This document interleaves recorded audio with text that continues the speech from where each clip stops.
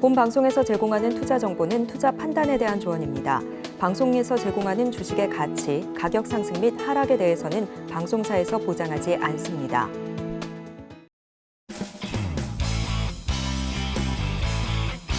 시청자 여러분 안녕하십니까. 깊이 있는 인사이트로 여러분들의 투자를 잘 이끌겠습니다. 저는 강관우입니다. 어제 우리 시장 급락세를 보였습니다. 코스피, 코스닥 양시장 모두 2% 넘게 빠졌는데요. 달러원 환율이 급하게 올라가면서 우리 시장 외국인들이 많이 팔았습니다. 자, 달러 환율 상당히 중요한데요. 차트 하나씩 보면서 설명을 좀 드리겠습니다. 우리나라 시장이 외국인한테는 현금 인출기 같은 역할을 하고 있다. 이런 게 어제 오늘 얘기가 아닙니다. 그런데 보시다시피 환율이 올라가면은 외국인들은 우리나라를 팝니다. 어제 그런 현상이 두드러지게 나타났다 이렇게 보시면 되고요. 그다음 차트입니다. 최근에 코스닥, 코스피 퐁당퐁당 장세하면서 한쪽 빠지면 한쪽은 괜찮고 했었는데 어제는 동반 급락을 했습니다. 특히 2차 전지주 외국인 기관 동반 매도를 많이 했는데요. 개인들이 다 샀겠죠. 그런데 문제는 바로 이겁니다. 파란 줄인데요. 그 앞 화면이죠. 그 파란 줄인데요.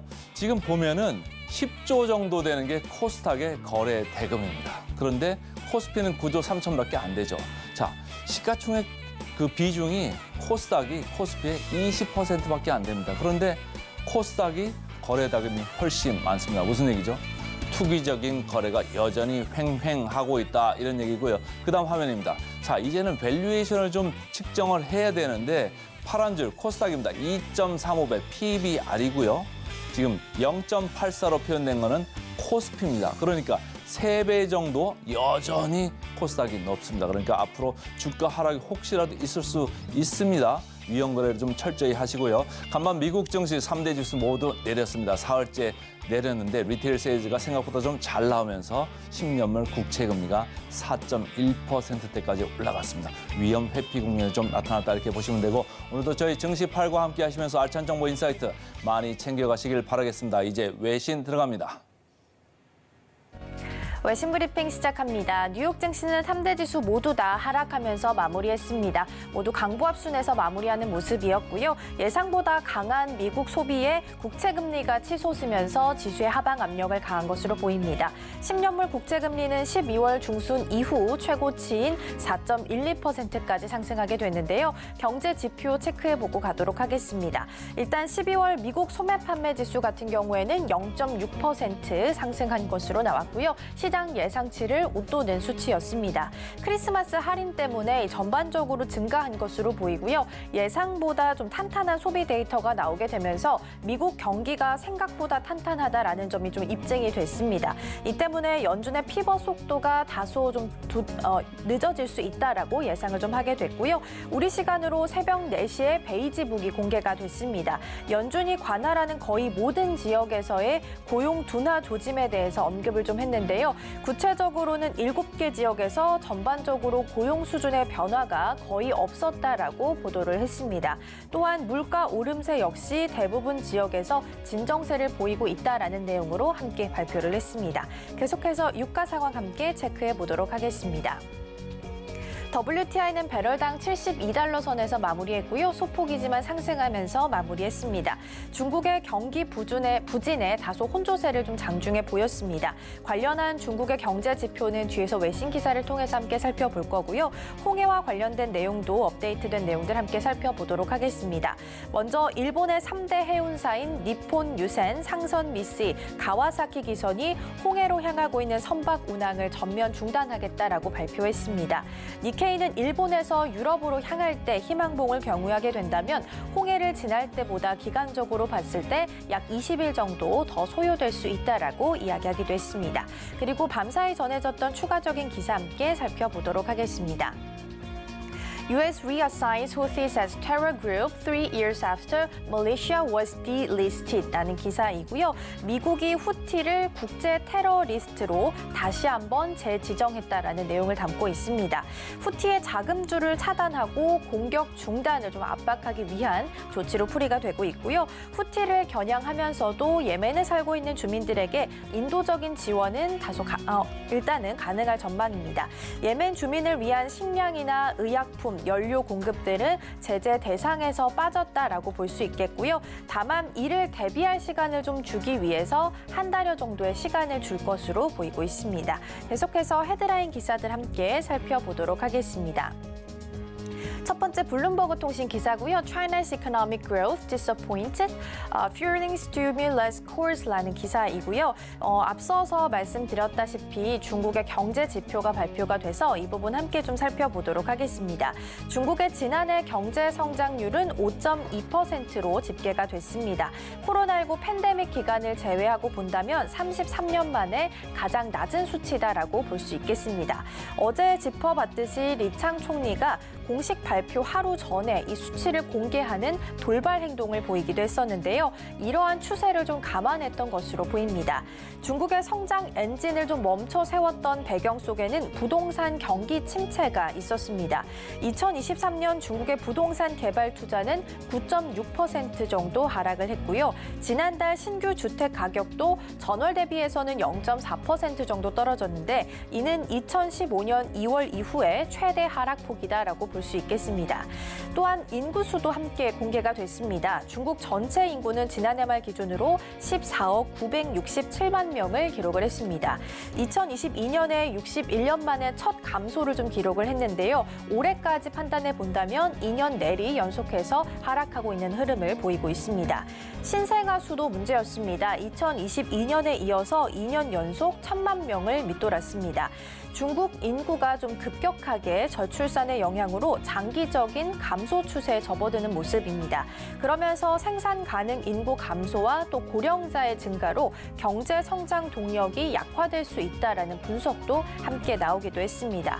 그리고 또 최근 잇따르고 있는 외국 자본의 탈중국 또한 넘어야 할 산이다라고 평가되고 있는데요. 외국계 기업이 중국에서 투자금을 빼고 있는 규모를 보여주는 직접 투자 부채 같은 경우에는 지난해 3분기에 약 16조 원 적자를 기록하기도 했습니다.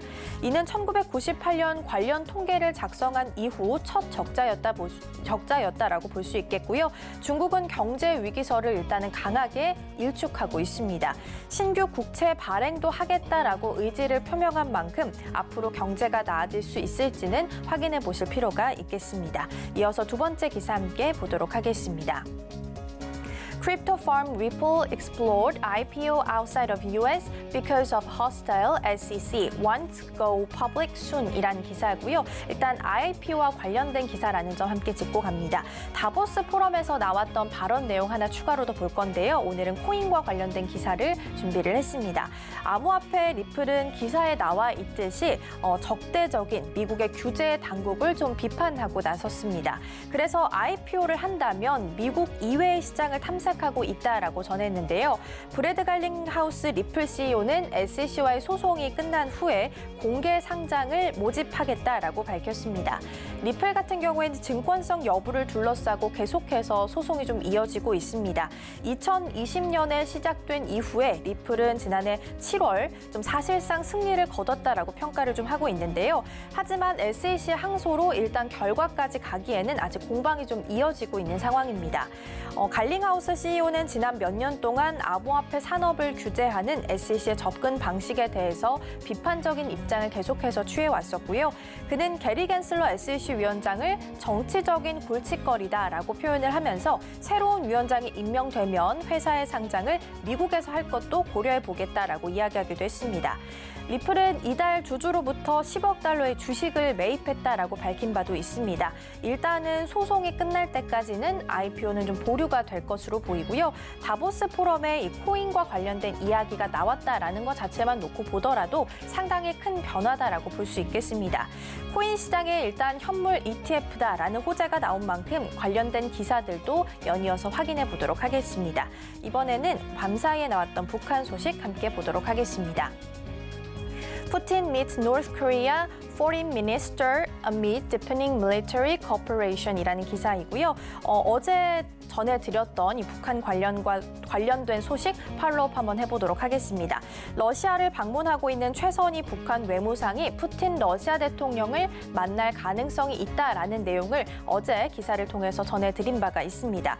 그리고 실제로 그 만남이 어제 밤사이 좀 이뤄지게 됐는데요. 최 외무상은 전날 낮에 라브로프 러시아 외무 외무장관과 회담한 뒤에 저녁에는 푸틴 대통령에게 이 같은 회담 내용을 브리핑한 것으로 전해지고 있습니다. 하지만 국제사회의 반응을 고려해서인지 어떤 대화 내용이 오고 갔는지 자세하게 발표하지는 않았는데요. 다만 지금까지 발표됐던 내용들을 좀 종합을 해보면 대체로 양자 관계, 한반도 상황에 관해서 대화를 했으며 가장 시급한 국제 문제에 대해서 의견을 교환했다라고 합니다. 이어서 우리는 북한이 매우 중요한 파트너다라고 반복해서 말했다고 하고요. 우리는 민감한 분야를 포함한 모든 분야에서 관계를 더욱 발전시키고자 한다라고 강조했습니다. 이외에도 푸틴 대통령의 방북 일정에 대해서 일단은 대화 속에서 좀 논의가 됐을 것으로 보이고요. 또 무기 거래에 대한 내용 또한 일정 부분은 이야기가 나왔을 것으로 시장에서는 예상을 좀 하고 있습니다. 이번에는 전반적인 섹터별 움직임 함께 살펴보도록 하겠습니다. 일단은 3대 지수가 모두 하락하면서 마감을 했기 때문에 오늘은 붉은 빛이 조금 더 많은 모습 보이고 있고요. 빅테크주 위주로도 하락세가 좀 짙었습니다. 일단 실적이 발표됐던 찰스 수압 함께 보도록 하겠습니다. 전일장에서 1.3% 정도 밀리면서 마무리했는데요. 예상치를 웃도는 실적 발표를 했습니다. 다만 영업이익이 기대에 미치지 못하게 되면서 주가는 하락하면서 마감을 했고요. 또 한 가지 특징적으로 볼 부분은 스피릿 에어라인 부분입니다. 스피릿 항공 같은 경우에는 하락세가 무려 22% 넘게 빠지면서 마무리를 했는데요. 제트블루의 인수 제한을 연방 법원이 불허하게 되면서 주가가 큰 폭으로 하락하는 모습을 보였습니다. 그럼 이번에는 특징주로서 우버 함께 보도록 하겠습니다. 전일 대비해서는 0.83% 하락하면서 약보합 수준에서 마무리했습니다.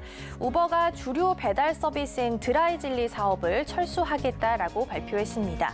드라이질리는 3월까지 주문을 받을 예정인데요. 우버는 2021년 당시에 코로나 팬데믹으로 인한 봉쇄로 이 주류 배달 부분에 있어서 매출이 좀 증가하게 되면서 드라이질리를 11억 달러에 인수한 바가 있습니다. 하지만 3년 만에 이를 좀 포기를 하게 됐고요. 소비자가 주류를 포함해서 음식이나 식료품 등 하나의 앱에서 한꺼번에 주문할 수 있도록 지원하는 우버이츠 전략에 조금 더 집중하기로 한 모습입니다. 즉 해당 서비스는 우버이츠에 통합이 되는 셈이다라고 파악할 수 있겠고요. 우버이츠는 도어대시와 그립허브와 같은 음식 배달 서비스를 경쟁사로 현재 두고 있습니다. 통합된 서비스로 소비자들에게 좀 더 확고하게 인식될 수 있을지 기대해 보셔도 좋겠습니다. 이어서 두 번째 특징주 함께 살펴보겠습니다. 이번에는 테슬라 함께 보실 거고요. 1.9%, 2%에 가까운 하락률을 보이면서 마무리했습니다. 테슬라가 중국 내에서 차량 가격 인하에 이어서 이번에는 독일 내에서도 모델 Y 판매 가격을 인하시켰습니다. 프랑스, 네덜란드, 노르웨이에서도 비슷한 인하를 단행을 했었는데요. 이번 가격 인하는 지난주 테슬라가 베를린 기가팩토리 공장에서 1월 19일부터 2월 11일까지 홍해 리스크로 인해서 자동차 생산을 중단할 것이다라고 발표한 이후에 나온 것입니다. 가격 인하로 매출 성장에 조금이나마 좀 도움이 될 수 있을지 그리고 주가도 끌어올릴 수 있을지 함께 확인해 보도록 하겠습니다. 이번에는 오픈 AI 소식 함께 살펴볼 건데요. 지수는 마이크로소프트로 함께 보도록 하겠습니다. 0.2% 정도 밀리면서 종가 형성했고요. 오픈 AI가 사이버 보안 도구 개발을 위해서 미국 국방부와 협력하고 있다라고 밝혔습니다. 앞서 오픈 AI는 이용 약관에서 군사 및 전쟁 응용 프로그램에서 자사 AI의 사용을 막는다라는 이 조항을 삭제를 했는데요. 조항을 삭제했다라는 건 그만큼 사업 영역을 다각화하겠다라는 움직임으로 해석을 할 수도 있겠습니다.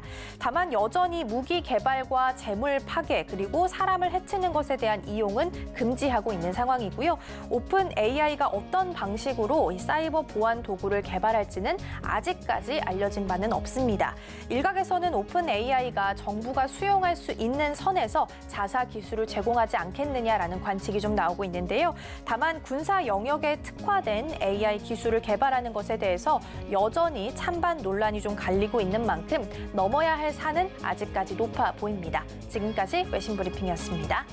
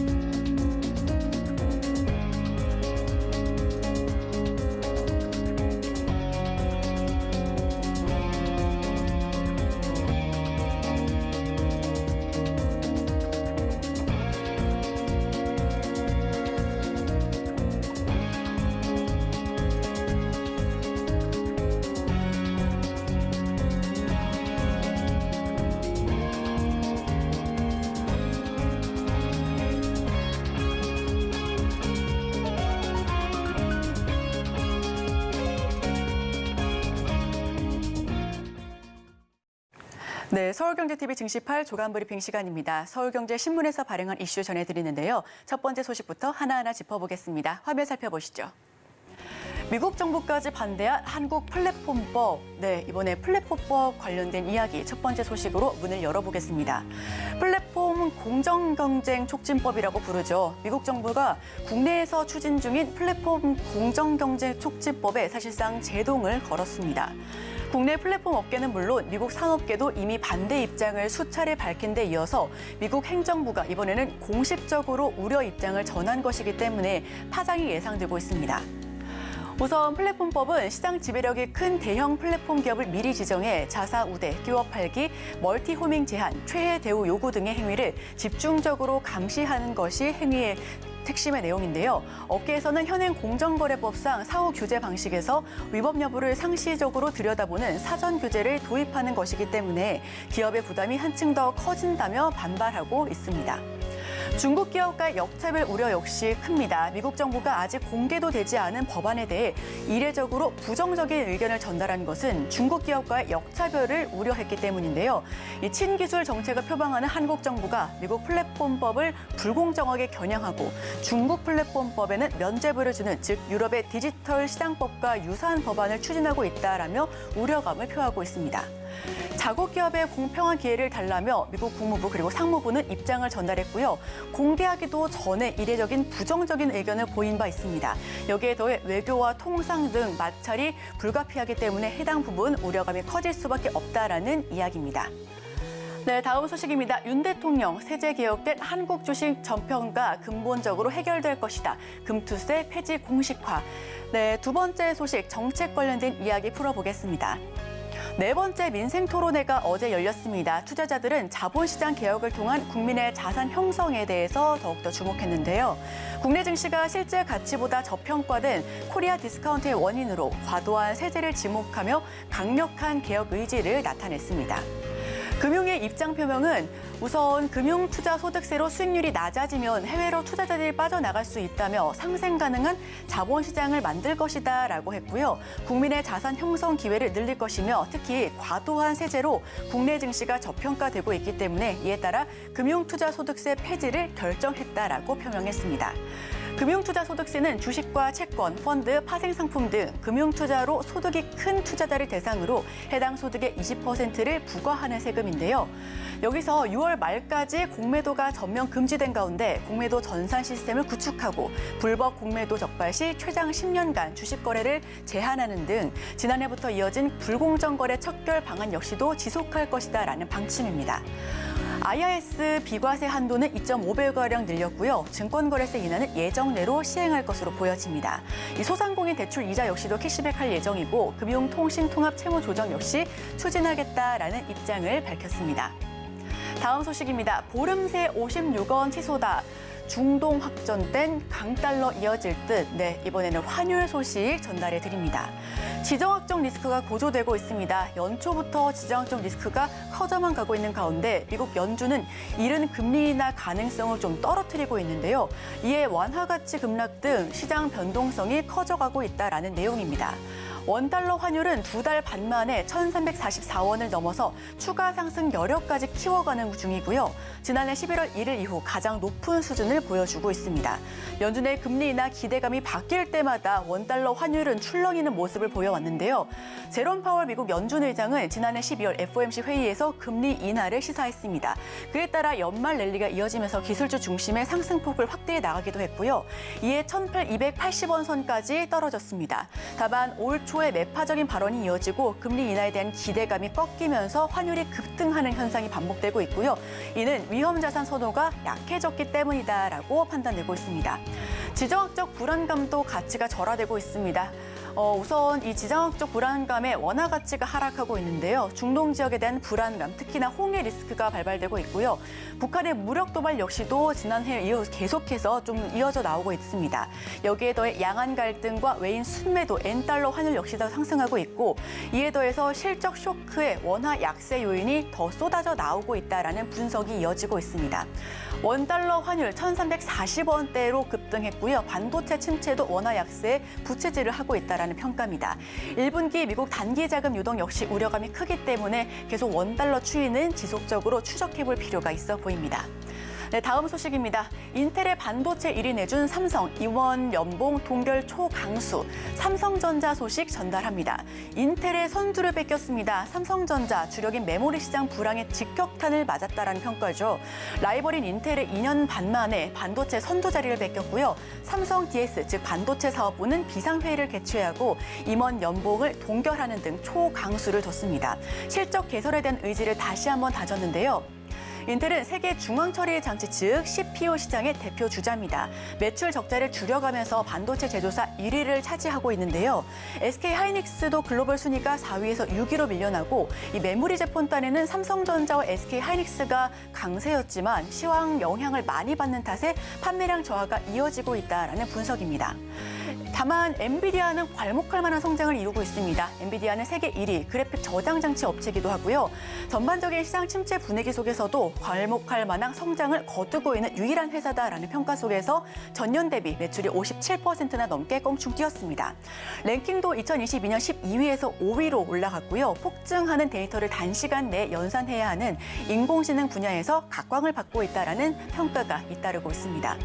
삼성전자는 지난해 실적 부진을 만회하고 1위를 재탈환하기 위해 절치부심을 하는 노력을 하고 있고요. 2008년 금융위기 때에도 임원 연봉을 동결한 바 있습니다. 이번에도 뼈를 깎는 각오를 보일 것이다라고 공시를 통해서 입장을 표명했는데요. 삼성 매출은 399억 달러로 37%나 뚝 떨어졌고요. CPU 강자 인텔은 486억 달러에 달했습니다. SK 하이닉스의 글로벌 순위는 4위에서 6위로 밀려났습니다. IT 업황 회복에 메모리 가격 반등 그리고 삼성 올 세계 1위는 복귀할 수 있을지에 대한 관심이 집중되고 있는 부분입니다.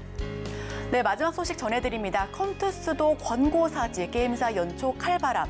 네, 사실상 연말 랠리에 이어서 엔터사와 게임사 올 초부터는 조금 더 좋아지지 않을까 그리고 게임사 같은 경우에는 조금 더 이 게임이 많이 나오지 않을까라는 기대감 속에서 게임주 상승 여력이 있다라는 분석이 잇따랐었습니다. 다만 게임 업계 칼바람이 이어지고 있는데요. 게임 업계가 새해 초부터 인력을 감축하고 경쟁력이 약한 사업 그리고 회사를 정리하는 등 실적 개선을 위해 뼈를 깎는 노력을 하는 중이다라는 소식입니다. 코로나19 엔데믹 이후에 지속되는 경기 불황 및 게임 수요 변화에 대응하는 한편 치열해지는 세계 무대에서 경쟁력을 확보하기 위한 움직임이 나날이 커져가고 있는 모습인데요.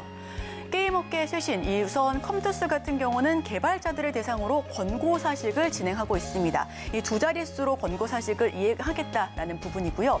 NC소프트 같은 경우는 자회사 엔트리브 소프트 2월에 폐업할 것이다라는 전망과 함께 라인게임즈는 콘솔 게임 개발 업체를 해체하기도 했습니다. 데버시스터즈는 6개 분기 연속해서 적자 흐름을 나타내고 있고요. 지난해 신작 부족 등으로 보릿고개를 넘은 게임사들, 올해는 변화와 쇄신을 통해서 실적 반등을 꾀하겠다라는 계획입니다. 일반 개발자 대상 두 자릿수 감원을 할 것이다라고 보여지는데요. 작년에 적자 전환을 통해서 이 경영 효율화를 목적으로 보여지고 있고요. NC와 라인게임즈 등도 인력을 줄이겠다라는 입장입니다. 이 콘텐츠를 강화하는 등 올해 적극적인 쇄신에 주력하겠다라는 입장을 밝혔습니다. 네, 제가 준비한 소식은 여기까지입니다. 앞으로 계속해서 서울경제와 함께 하시면서 오늘의 일면을 통해 전문가 수혜주까지 들어보겠습니다. 저희와 끝까지 함께 하시죠.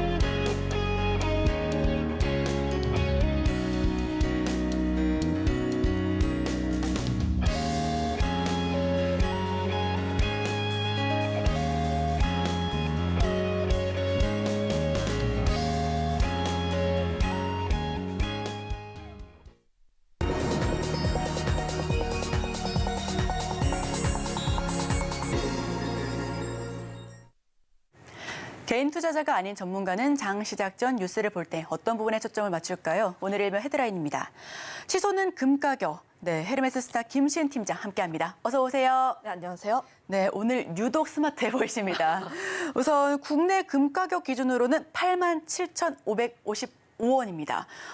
우선 매크로 불안감 속에서 치솟는 금 가격에 대해서 오늘 좀 이야기 나눠볼 텐데요. 헤드라인 풀어주시죠. 뭐 관련했을 때 우리나라 지금 현재 금 가격이 좀 높은 모습을 보여주고 있는데 관련했을 때 어제도 그렇고 그제도 그렇고 계속해서 금 가격 같은 경우가 올라가고 있습니다.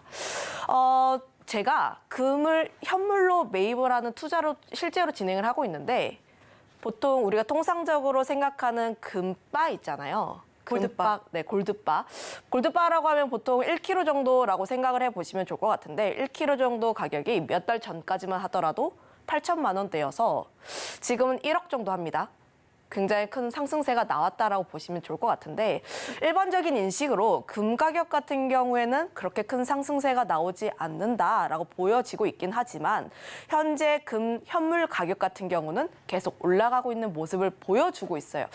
물론 금 가격 같은 경우는 달러와 반대 성향을 가지고 있습니다. 달러 가치가 올라가고 국제 금리가 올라갈수록 금 가격 같은 경우는 살짝 떨어지는 모습이라 오늘 지금 제가 금 선물 시세를 확인을 해봤는데 1온스당 2008에서 2009 그 사이로 왔다 갔다 하더라고요.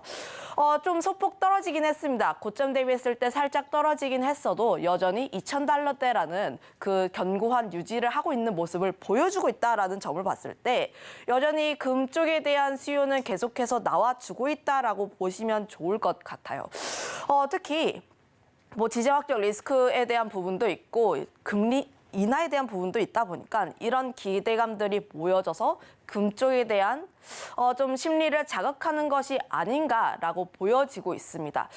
이렇게 좀 장 시작 1시간 전에 금을 이야기를 하는 가장 큰 이유, 왜 금을 봐야 하는가를 좀 이야기를 해보도록 할 텐데 관련했을 때 우선 저의 금의 개인적인 생각을 이야기를 해보면 화폐의 가치 같은 경우는 영원하지가 않아요.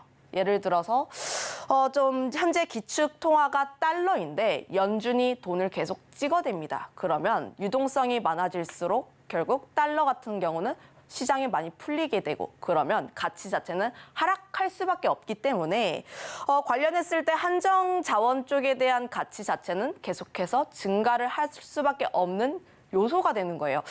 그런데 여기서 화폐의 그러니까 황금의 보유량이 굉장히 중요해집니다. 여기서 화폐의 좀 역사로 들어가게 되면 원래는 지금 달러가 기축통화이지만 예전에는 파운드화였어요. 1차 대전 이전까지만 하더라도 파운드화가 좀 주였다가 세계 1차 대전, 2차 대전 치르고 영국이 좀 빚 많이 지게 되면서 금 대다수가 미국으로 넘어가게 돼요. 미국으로 넘어가게 되면서 미국이 기축 통화를 하게 되고 금본위제, 금환본위제까지 가게 되면서 1온스당 35달러로 교환을 해줍니다. 그런데 베트남 전쟁 치르게 되면서 금환본위제가 폐지되긴 했지만 여전히 영국도 그렇고 미국도 그렇고 금에 대한 가치를 계속해서 인정해 나가고 금을 계속 매입을 하고 있어요. 지금 금을 가장 많이 보유한 국가가 미국 연준입니다. 그 뜻이 지금 연준도 그렇고 미국 연준도 그렇고 금 쪽에 대해서 계속해서 중요성을 인정을 하고 금 보유량을 늘려서 국가의 신용도를 늘리는 모습을 가지고 있기 때문에 지금 같은 경우 금에 대한 중요성은 계속해서 가져볼 필요가 있지 않을까. 특히 금 현물 가격이 올라가고 있는 만큼 지금 금에 대한 중요성을 다시 한번 인지를 해볼 시기가 아닌가 이렇게 보고 있습니다. 네, 투자 키워드와 함께 개인적인 질문도 드려보고 싶습니다. 우선 고점 대비해서 살짝 떨어졌다라고 하는데 지금 골드바 구입해도 되는 시기일까요? 저는 우선 골드 가격 추가적인 상승이 가능하다라고 판단을 하고 있어요. 통상적으로 지금 금 가격이 올라가고 있는 추세이긴 하나 추가적으로 상승 여력은 충분히 남아있다라고 판단을 하고 있는 요인이 금리 인하가 남아있습니다. 금리 인하를 하게 되면 보통 달러가 약세로 전환하게 되고 그러면 상대적으로 다른 안전자산이라고 할 수 있는 금 쪽에 대한 수요가 붙을 수밖에 없어요. 물론 현재 이 시점 3월 금리 인하에 대한 기대감이 꺾였습니다. 소매 판매도 좀 견고하게 나와줬고 국채 금리도 상승을 했고 그로 인해서 3월 금리 인하 안 할 거라는 기대감이 전망이 좀 더 우세하게 나와주고 있어요. 패드워치도 보면은 3월 금리 인하 가능성 같은 경우에는 어제 같은 경우 67%에서 지금 52%까지 하락할 정도로 심리 자체가 굉장히 많이 꺾이고 있음에도 불구하고 제가 주목하고 있는 점은 2,000달러를 깨지 않았다는 겁니다. 아직까지 금리 인하 기대감이 축소를 했음에도 금 가격 같은 경우는 아직까지 견조하게 유지가 되고 있다라고 해석을 하고 있기 때문에 관련했을 때 다시 한번 금리 인하 기대감이 살아나는 그때 금 가격 같은 경우는 추가적으로 오를 가능성이 더 크다라고 보여지고 있고요. 금리 인하의 시점이 지금 여름 이후로 좀 추정이 되고 있습니다. 여름 이후로 추정이 되고 있기 때문에 그때부터 금 쪽에 대한 가격이 상승이 예상이 된다면 물론 금을 투자하시는 분들 같은 경우는 먼저 선제적으로 들어가는 것을 추천드려보도록 하겠고 좀 관심 있게 보시면 좋을 것 같고요. 그것뿐만 아니라 지정학적 리스크가 또 최근 불거지고 있어요. 홍해도 그렇고 북한도 그렇고 대만도 그렇고 지정학적 리스크라든지 국제 정세를 좀 어지럽게 하는 요소들이 굉장히 많아지고 있는데 사실 이런 요소들도 단기적으로 보게 된다면 금 가격에 좀 영향을 줄 수밖에 없는 요소입니다. 아무래도 좀 국가를 흔들 만한 사건이 발생을 하게 되면 그 나라의 달러 가치가 하락을 하게 되고 또 금 가격이 화폐랑 연결이 됩니다. 화폐 가치가 떨어지게 되면 당연히 물가가 오를 수밖에 없어요. 그러면 내가 지금 살 수 있는 이 물건이 지금 당장 사는 게 가장 저렴하다라는 거예요. 그 단적인 예가 튀르키예라고 보시면 좋을 것 같은데 튀르키예 같은 경우도 보면 리라가 좀 박살이 났죠. 박살이 나게 되면서 사람들이 안전자산이라고 할 수 있는 부동산이라든지 혹은 금이라든지 이런 쪽에 계속해서 투자를 합니다. 그래서 튀르키예가 금에 대한 매집을 계속해서 하는 요인이 있기도 하고요. 거기다가 더해서 달러 쪽에 대한 흐름이 좀 심상치가 않다라고 보여지고 있는데 달러의 가치 하락 흐름이 계속 나와주고 있는 가장 주요 요인이 중국과 러시아가 탈달러화를 진행을 하고 있고 거기다가 금에 대한 매집량을 계속해서 늘리고 있다는 거예요. 작년에 국채금리 이야기를 하게 되면서 그 미국의 국채금리 이야기를 하면서 중국이 미국의 국채를 사주지 않는다. 그래서 가치가 떨어지고 있다라는 이야기를 굉장히 많이 들어보셨을 겁니다. 그러면 중국이 국채를 안 사고 무엇을 살까라고 봤을 때 금을 사고 있어요. 금 같은 경우를 통해서 국가의 신용도를 계속해서 올리고 있는 모습을 보여주고 있고 러시아 같은 경우도 전쟁 일으키고 나서 스위프트 제재 들어오고 나서 금 쪽에 대한 매수를 계속 진행하고 있습니다. 내가 달러를 가지고 있어도 미국이 제재를 놓아버리면 나는 그 돈을 사용할 수가 없기 때문에 미국과 안 친한 나라들 뭐 인도도 있고 중국도 있고 러시아 쪽 이런 신흥국에서 계속 금을 매입하는 현상이 나와주고 있기 때문에 그런 측면에서 보게 된다면 지금 현재 금 같은 경우는 다양한 중앙국가들의 금 매입으로 인해서 가치는 계속해서 보존이 되고 있다라는 측면에서 해석을 해보시면 좋을 것 같다라는 의견도 드려보도록 하겠고요. 관련했을 때 이런 흐름들을 좀 체크를 해본다면 물론 금이 장기 투자 관점에서 보긴 하지만 장기 투자로 봤을 때 금처럼 안전한 포트폴리오로 할 만한 그런 자산이 없을 것 같다 이렇게 보고 있습니다. 네, 지정학적 리스크가 재점화되고 있는 가운데 안전자산에 대한 수요 역시도 증가하고 있습니다. 이에 금에 대한 추가 상승 여력이 충분하다라는 입장인데요. 자, 저희는 퇴근하고 바로 종로에 달려가야 할 것 같습니다. 하지만 오늘의 수액 섹터와 종목 얘기 들어봐야겠죠. 뭐 좀 이제 금 얘기하다 보니까 사실 금 쪽에 대해서 이야기를 할 수밖에 없고요. 안전자산이라고 할 수 있는 쪽이 있는데 그중에서 금 쪽에 대해서 가장 관심을 갖고 있는 요인이 앞서 이야기를 한 것처럼 차라리 안전자산을 할 거면 가치가 계속해서 보존이 될 수 있는 쪽을 하자. 그리고 가격에 대한 상승세가 조금 더 나와줄 수 있는 쪽을 하자. 특히 포트폴리오 배분 차원에서 안전자산 쪽을 좀 정하려면은 차라리 안 보는 쪽이 낫습니다. 아예 건들지 못할 쪽. 금을 투자를 할 때 있어서 굉장히 다양한 방법들이 있어요. 직접 투자를 하는 방법도 있고 혹은 파생 상품 쪽을 한다든지 ETF를 한다든지 다양한 방법들이 있는데 관련했을 때 다만 저는 현물로 좀 들고 있는 게 조금 더 안전한 선택지가 아닐까. 왜냐하면 안전자산이라는 게 좀 더 장기적인 사안으로 보는 거이다 보니까 관련했을 때 저는 현물로 들고 가시는 것이 맞지 않을까라고 보여지고 있고요. 증시와 함께 또 연결을 지어서 보면은 금 관련주라고 할 수 있는 종목이 엘컴텍이라는 종목이 있어요. 물론 이 종목이 금과 관련된 사업을 영위하는 기업은 아닙니다.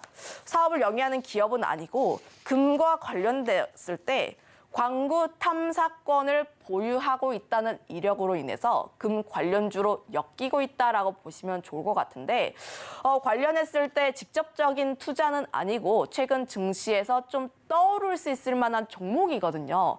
하지만 관련했을 때 최근 시장의 증시 흐름들을 보면은 외국인들의 현물 선물 매도 속에서 하락세가 나오고 있죠.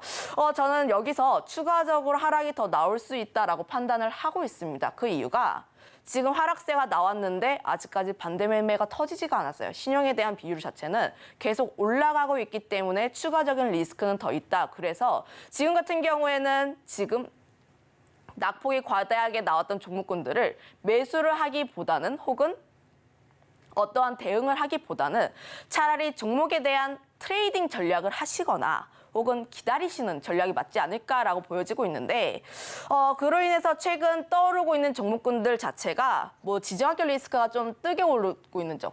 식량이라든지 비료라든지 방산이라든지 금이라든지 리스크를 해지할 수 있는 쪽이 굉장히 큰 강세였습니다. 어제 시장 흐름들도 살펴보게 되면 이런 쪽만 강세 흐름들이 연출이 되었고요.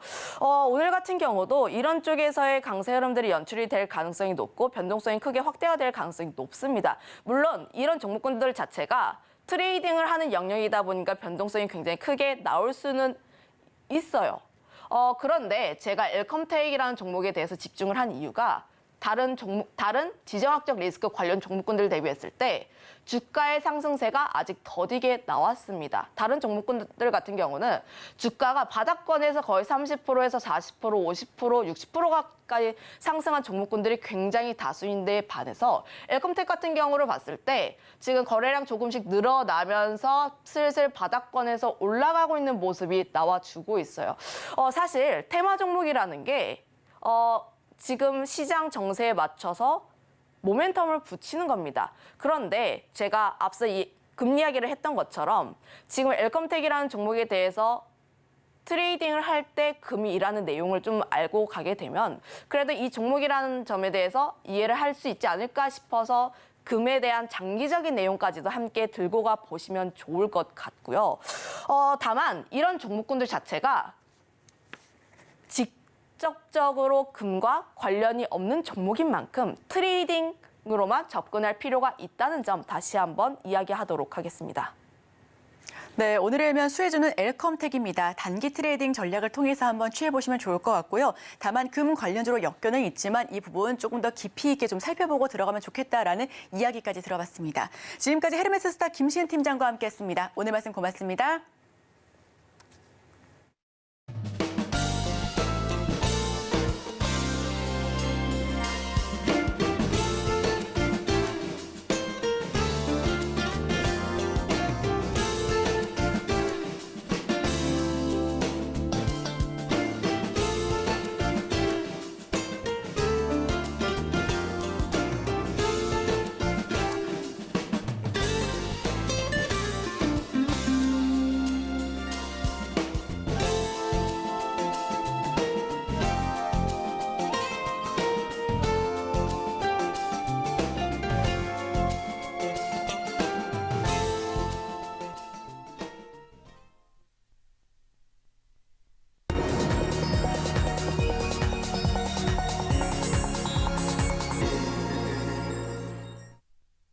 목요일 아침 8시 반입니다. 매일 아침 8시 반 저희 서울경제TV에서 센티멘탈, 펀더멘탈 두 종목씩 말씀을 드리고 있습니다. 오늘도 시작을 해보겠습니다. 자, 오늘은 센티멘탈로 이오테크닉스, 펀더멘탈로 코스맥스 이렇게 두 종목입니다. 자, 차트부터 먼저 보시겠습니다. 한미반도체 어제 오늘 시장이 다 안 좋았습니다. 전체적으로 급락세가 많이 나오고 있는데 한미반도체도 어제 뭐 차트를 많이 보시는 분들은 아시겠습니다만은 일봉에서 이렇게 지지선을 추세대를 지금 깨고 내려왔습니다. 그래서 아주 급락을 어제 많이 했는데요. 이오테크닉스는 반면에 어제 좀 올랐습니다. 그래서 이게 웬일인가 제가 좀 들여보는 계기로 좀 삼았는데요. 시장이 이렇게 내려가고 있을 때는 사실은 종목을 이렇게 좋은 거를 말씀드리기가 참 그렇습니다. 타이밍적으로 봤을 때 시장이 내려가니까 동반 급락하는 경우가 많기 때문이죠. 그런데 이럴 때일수록 조금 그 옥석을 가려놓는 걸 미리 준비를 해 놓으시면 과대 낙폭 국면에서 반등할 때 어느 걸 사야 될지 바로 이제 대응을 하실 수가 있어서 오늘 그런 관점에서 좀 말씀을 드리는데요. 한미 반도체가 후공정 쪽, 특히 뭐 HBM이나 AI 칩 관련해 가지고 많이 주가가 뻗었었죠. 근데 그게 이제 조금 저물고 있다. 밸류에이션도 상당히 높거든요. 이따가 보시겠습니다만은. 그런데 반면에 이오테크닉스는 어쩐 일인지는 몰라도 좀 반등세로 올라가고 있다. 그러면 기관이나 외국인들이 관심이 좀 바뀔 수가 있죠. 한미 반도체에서 비중을 좀 축소해서 다른 쪽으로 후공정 쪽으로 갈 수 있는데 그 대안주주가 바로 이오테크닉스가 될 수 있다. 이렇게 저는 생각을 해서 오늘 좀 말씀을 드려봅니다. KB증권입니다. 지난번에도 말씀드렸습니다만 레이저 장비 국산에 있어서 뭐 선두 회사다 이렇게 보는 거예요. 여러 가지를 삼성전자하고 이제 많이 했고 또 다른 데도 후공정 많이 들어가죠. 그런데 최근에 몇 년, 최근 한 10년 정도 됐죠. 어닐링 장비라는 게 아주 시장에 관심을 많이 모았댔습니다. 그래서 원제트 나노 이하급에서는 아주 초미세 공정에서는 계속 쓰죠. 1A 나노도 쓰고 1B 나노도 쓰고 점점 이 비중이 늘어날 수밖에 없습니다. 그래서 22년에 전체적으로 이렇게 1Z 이하가 뭐 한 62%, 그런데 72%, 금년에는 뭐 82%까지 이렇게 전체적으로 올라갑니다. 그러니까 이렇게 초미세로 가면 갈수록 레이저로 그걸 다 해야 된다고 해요. 그래서 상당히 그 고난도 공정인데 이런 거를 이오테크닉스가 잘 하고 있다 그래서 많이 보시면 되고 지금까지는 이제 어닐링 장비를 말씀드린 거고요. 지금 또 말씀드려야 되는 거는 커팅 장비입니다. 그러니까 레이저 스텔싱 장비인데 스트레스 다이싱이라고 하죠. 이렇게 자르는 겁니다. HBM용으로 하면 8단으로 된 거를 12단이나 16단으로 해야 되는데 높이 제한이 있어요. 그러니까 더 얇게 계속 이렇게 커팅을 해야 됩니다. 그게 이제 스트레스 다이싱이라는 건데 이게 지금 퀄을 받고 있어요. 1분기에 이제 완료될 것 같고 2분기 정도에 이제 들어올 것 같은데 어떤 데는 2분기부터 이제 매출 기여가 본격화될 거다 이렇게 얘기하고 어떤 회사들은 또 하반기부터 매출 기여가 본격화될 거다 이렇게 얘기를 하는데 어쨌든 24년도에 새로운 이런 그 매출 재원이 또 들어온다 이렇게 이제 보시면 되고 그래서 24년에 사상 최대 매출이 가능하다. 영업이익률 19%를 KB증권은 지금 얘기하고 있습니다. 하이투자증권입니다. 지난번에도 말씀드렸습니다. 최근에 목표 주가를 17만 8천 원대로 올렸죠. 4분기부터 이미 실적 개선이 되고 있다 이런 얘기고 그 아까 스텔스 다이싱 얘기했습니다만 여기서 장비가 한 300억. 그리고 그루빙 장비, 홈 파는 거죠. 그래서 200억 정도. 이미 뭐 그루빙은 오사트 쪽에서 이미 매출을 지금 일어나고 있어요. 그래서 계속적으로 일어나고 있는 건데 어쨌든 지금 모멘텀으로 들어올 게 스텔스 다이싱. 뭐 여기만 디본더라고 또 있어요. 그 구멍 뚫는 건데 HBM용 관련해 가지고 홀 구멍을 뚫는 겁니다. 그래서 그런 것들이 계속적으로 지금 신규 매출이 기대되고 있다 이렇게 보고 있습니다. 자, 차트를 보시면 올랐다가 내렸다가 올랐다. 이게 지금 전체적으로 이동평균선도 이렇게 밀집을 하고 있죠. 기관들이 최근에 좀 매수를 하고 있었는데 여기에 외국인이 어제는 좀 가담을 했습니다. 그래서 좀 눈여겨보실 대목이 여기 있다 이렇게 저는 생각을 해보고요. 자, 공매장고율 지난번에도 말씀드릴 때 좀 높습니다 이렇게 얘기를 했죠. 2.1%. 지난번 말씀드릴 때는 2.2%였어요. 2.1%로 좀 내려오긴 했는데 여전히 높습니다. 그러니까 시장 평균이 0.3에서 0.4 정도까지 가 있으니까 더 내려갈 여지가 많다. 거꾸로 환매, 숏 커버가 들어올 가능성이 있다. 이렇게 읽으시면 되고요. 역사적 밸류 밴드를 봤을 때 상단 쪽에 와 있죠. 그러나 지금 모멘텀이 24년에 나올 확률이 많다. 그리고 사상 최대 매출 쪽으로 갈 가능성이 있기 때문에 조금 눈여겨보셔야 될 필요가 있다 이렇게 보고요. 밸류에이션을 보셔도 지금 아까 한미반도체 제가 말씀드렸잖아요. 45배입니다. 앞으로 12개월을 앞으로 놓고 봤을 때 45배 정도 이렇게 보이는데 이오테크닉스는 25배예요. 그거보다 상당히 낮죠. 그러니까 고공권에 가 있는 주식들은 시장이 이렇게 한번 이렇게 떨어지고 되면은 많이 올라간 게 많이 떨어지게 돼 있습니다. 아무래도 돈 번 사람들이 많으니까 팔고 싶잖아요. 이익 실현을 하고 싶은 이런 생각이 있는데 그거에 비해서는 이오테크닉스는 그렇게 비싸지 않다 이런 얘기죠. 애플이 한 25, 26 여기 근처보다 조금 높은데요. 이오테크닉스도 25 수준입니다. 자, 목표가 보니까 최근에 계속 이렇게 올라가고 있어요. 이렇게 상향 추세가 지속되고 있다. 이렇게 읽으시면 되고. 그래서 목표가 봤더니 19% 보이네요. 그래서 오늘은 센티멘탈 주식으로 이오테크닉스부터 말씀을 드렸습니다. 펀더멘탈로 가보겠습니다. 펀더멘탈, 오늘은 코스맥스입니다. 자, 차트를 보시면 전체적으로 빨간 게 제가 이제 보고 있는 화장품, 특히 뭐 ODM, OEM 할 거 없이 이쪽을 보고 있는데 그 주식들 올라간 거보다 코스맥스의 주가 성적이 좀 저조했습니다. 근데 최근에 주가가 조금 고개를 들려고 해서 연 이틀 이렇게 고개를 들었습니다. 연 이틀 시장은 어땠습니까? 시장은 연이틀 안 좋았습니다. 어제 2% 넘게 각각 급락을 했다 이렇게 말씀을 드렸는데 제가 그래서 제목을 주가가 반전을 할까 이런 생각을 하면서 좀 들여다봤습니다. 자, 하나증권에서 최근에 리포트가 나왔더라고요. 그래서 크게 두 가지로 여기는 강조를 했던데 중국에서 뭐 상해 공장도 있고 광저우도 있고 근데 이쪽 두 군데서 다 좋아졌다. 광군제 잘 했다 이런 얘기를 하고 그다음 미국 쪽에서 적자가 좀 많이 축소되고 있다. 공장 효율화도 되고 전체적으로 뭐 매출도 좀 살아나고 있다. 이런 얘기를 하는 거예요. 그래서 중국 쪽, 미국 쪽이 좋아지고 있고 딴 데 나중에 얘기를 하겠습니다만 동남아시아도 인도네시아, 태국 이런 쪽에서 막 좋아지고 있어요. 그래서 상당히 여러 부분에서 지금 좋아지고 있다. 이렇게 보시면 되고요. 그러니까 동남아 부분, 비중국에서도 수출이 많이 늘어날 수 있다. 이렇게 보고 금년에는 국내에서는 20%대 그리고 중국에서는 무려 30%대 이렇게 성장을 목표로 하고 있습니다. 그리고 미국 쪽은 아직 이렇게 손실이 나고 있는데 손실을 좀 축소하는 쪽으로 많이 돌아가고 있고 가동률이 올라가면 손실이 좀 축소되겠죠. 그리고 재무 구조를 좀 개선을 하면서 전체적으로 효율화되고 있다. 이렇게 읽으시면 되겠습니다. 자, NH투자증권입니다. 이 회사에는 이 업종 내 최선호주로 이걸 보고 있더라고요. 그래서 매출 2조 원 시대에 갈 수 있다. 이렇게 좀 얘기를 하는 거고 전체적으로 브랜드들이 잘 나가고 있다. 이 회사는 ODM 하는 거예요. 디벨롭먼트 개발을 하는 거예요. 주문을 오면은 상표만 부착해주는 OEM하고는 다르죠. ODM은 자기가 이걸 디자인하고 개발을 다 참여해가지고 이거 하는 게 어떻겠습니까? 이렇게 얘기를 해서 그걸 그 브랜드를 붙여가지고 파는 거거든요. 그러니까 상당히 개발 능력이 있다, 기획 능력이 있다 이런 회사로 보시면 됩니다. 전체 글로벌 브랜드들은 많이 상대하고 있기 때문에 상당히 경쟁력이 있다. 그래서 2조 원 규모 매출 갈 수 있다 이렇게 지금 보고 있습니다. 자, 최근 이틀 동안 보면 말이죠. 주가가 이렇게 좀 설려고 지금 하고 있습니다. 거래량이 좀 붙었죠. 외국인 기관이 번갈아 가면서 이 바닥권에서 매수를 지금 보여주고 있습니다. 역사적 밸류 밴드를 봐도 크게 부담은 없어요. 중앙대에 있는데 제가 왜 크게 부담이 없다 이렇게 말씀을 드리냐면 바로 이제 이따가 보시겠습니다만 밸류에이션이 다른 데보다 좀 낮은 편입니다. 포워드 PR입니다. 11.2배.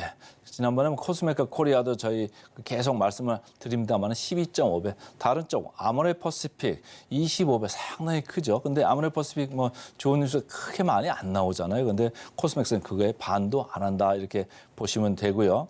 목표가 여기도 많이 올라가고 있습니다. 자, 목표 주가 대비해서 42% 정도 남았네요. 그래서 오늘은 센티멘탈 이오테크닉스, 펀더멘탈로 코스맥스 두 종목 말씀드렸습니다. 오늘 핵심 요약 세조입니다. 뉴욕 증시 일제히 하락 마감했습니다. 소비 호조의 금리 인하 가능성이 더 멀어졌다는 분석이고요. 오늘의 일면은 치솟는 금 가격, 지정 확정 리스크의 단기 트레이딩 관점으로 엘컴텍 살펴봤습니다. 마지막으로 센티멘탈 대 펀더멘탈, 센티멘탈은 이오테크닉스, 펀더멘탈은 코스맥스 꼽아봤습니다. 저희는 바로 이어서 증시 9로 돌아오겠습니다. 개장 방송도 서울경제TV와 함께 하시죠.